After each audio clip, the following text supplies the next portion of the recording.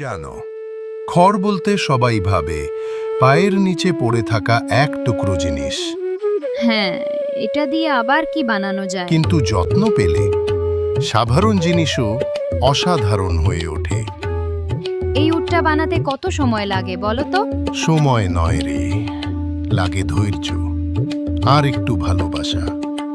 দেখ, খড়টা একটু বেশি টান দিলেই ভেঙে যায়। ঠিক মানুষের মতো। হ্যাঁ রে, একটু যত্ন দিলে টিকে থাকে, আর শক্ত করলে ভেঙে যায়। উটি কেন বানাও, অন্য কিছু না? উট শেখায় ধৈর্য, মরুভূমি পাড়ি দেয় একা, তবুও থামে না। শিল্পও ঠিক তেমনি, যতবার ভাঙবে ততবার আবার গড়তে হবে। আমাদের জীবনের মতো। এই সুতা দেখছিস, এটাই পুরো গড়ন।